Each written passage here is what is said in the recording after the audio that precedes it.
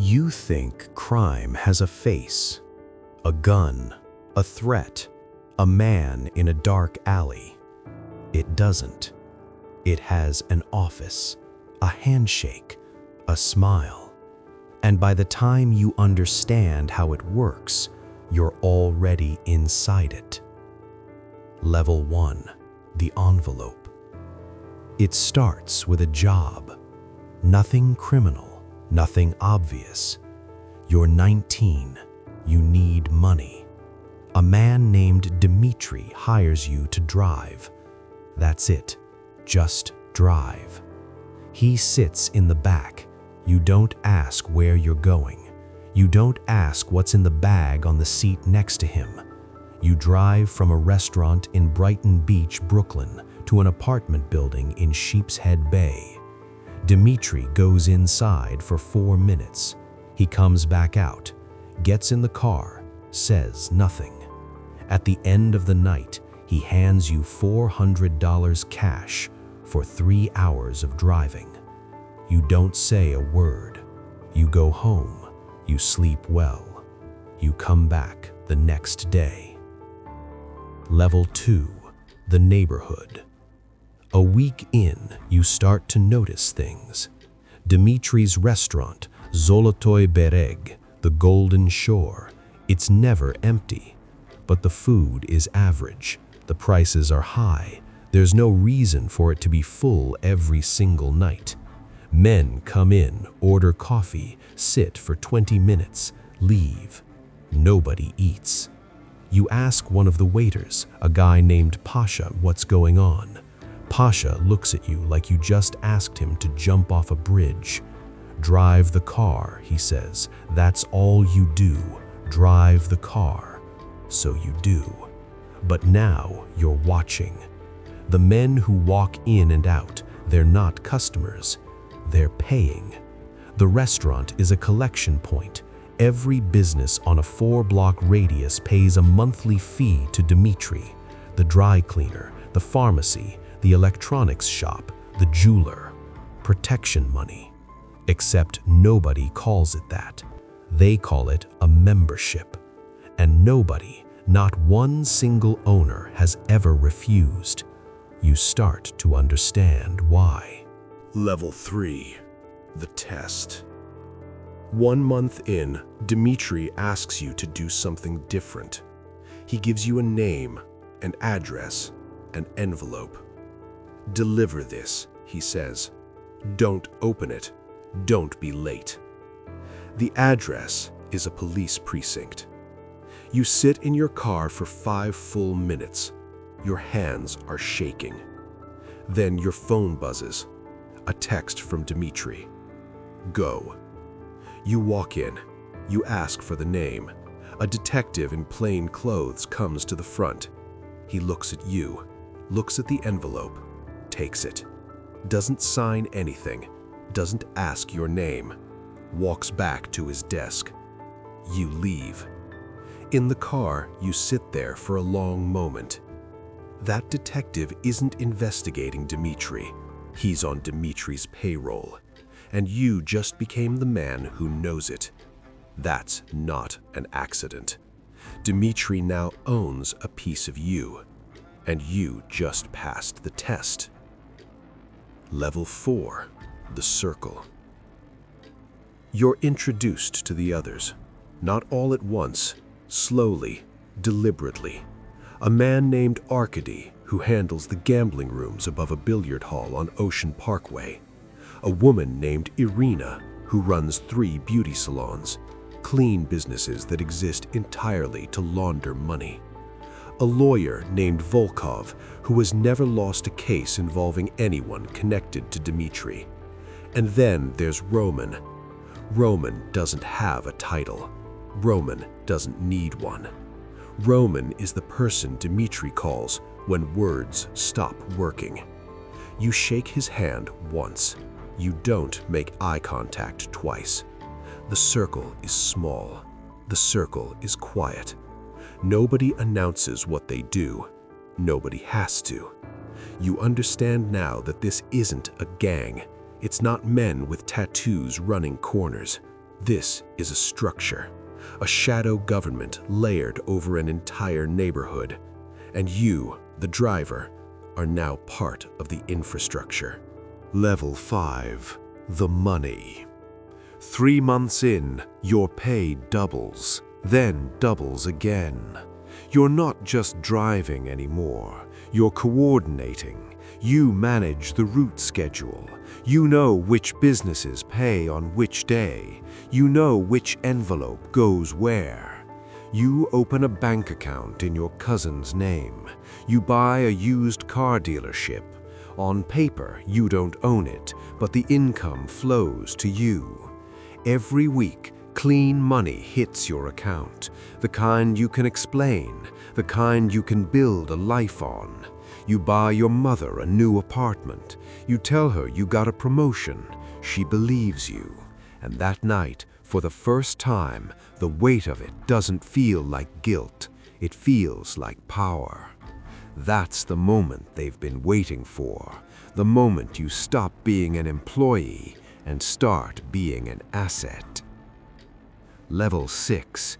The expansion. Dimitri brings you into a meeting you were never supposed to be in. 3 men, a table, a map of the city. They're not talking about Brighton Beach anymore. They're talking about Coney Island, Canarsie, parts of the Bronx. There are other groups there, Albanian, Armenian, cartels. The conversation is calm, almost boring. They talk about territories the way businessmen talk about markets. Dimitri points to a block. This will be ours by spring, he says. Nobody argues. Nobody asks how. You ask Arkady later what happens to the people already running those blocks. He shrugs. He says they get an offer. And if they don't take it, Arkady looks at you. Then they get Roman. You think about Roman's handshake. You don't ask anything else. Level 7. The paranoia. 6 months in, you stop sleeping through the night. Not because of guilt, because of awareness. You know too much. You know the detective's name. You know the accountant who processes the laundering. You know the judge who dismissed 3 cases last year for men connected to this organization.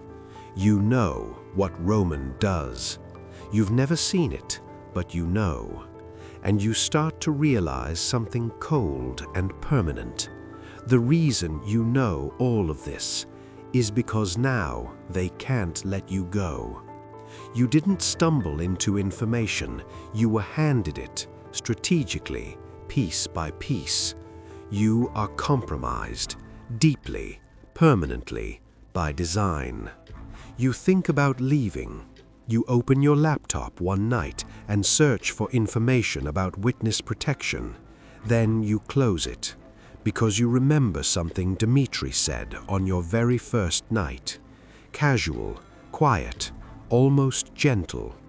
Loyalty isn't something we ask for, he said. It's something we build. You understood it as a philosophy then. Now you understand it as a threat. Level 8. The crack. Someone talks. Not you. Someone above you. A man named Gregor, who handles the gambling operation, gets picked up for something unrelated.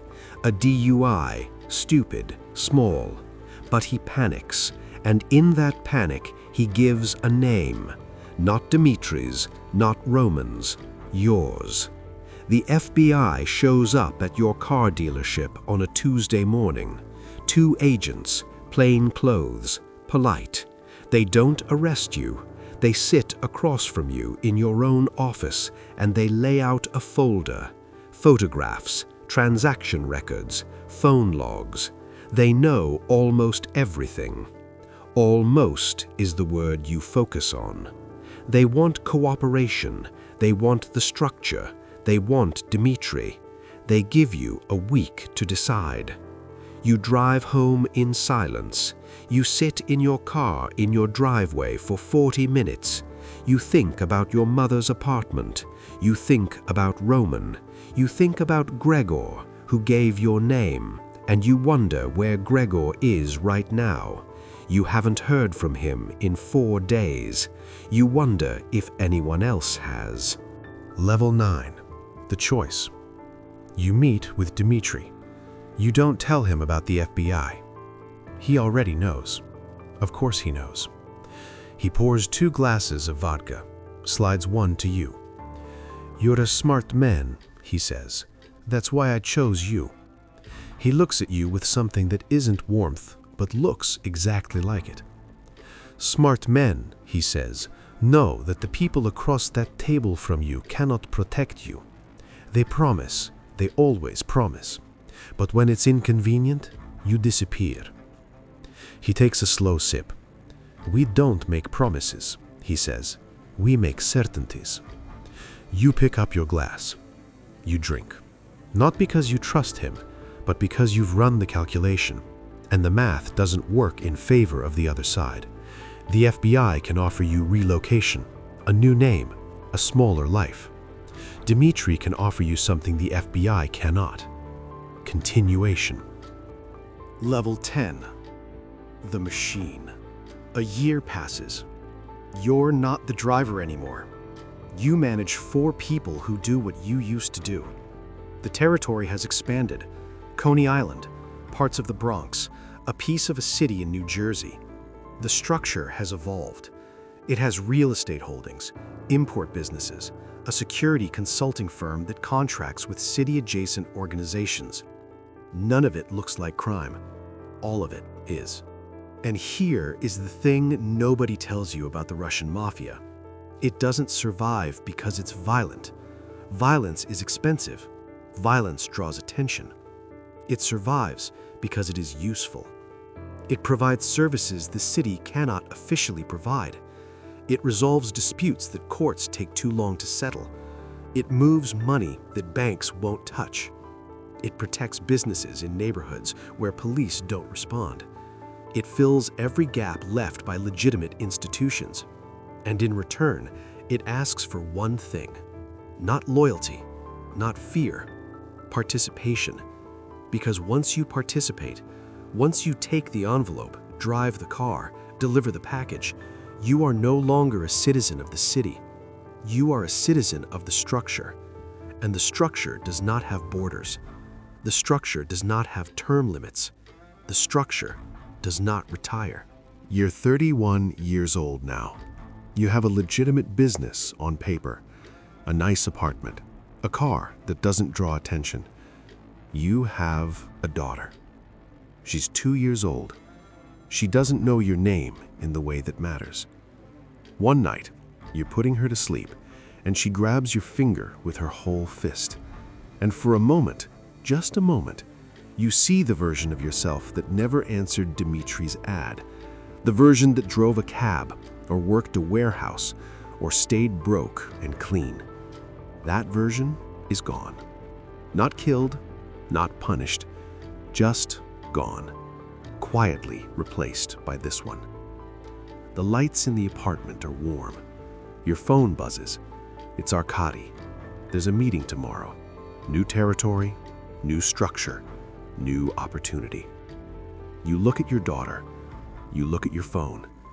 You type back one word: confirmed. You put the phone down. You finish the lullaby. And in the morning, you drive. This is not a story about monsters. This is a story about structure, about how power doesn't announce itself. It offers you a job. It pays you well. It makes itself necessary. And by the time you see the cage, you realize you built it yourself, one level at a time.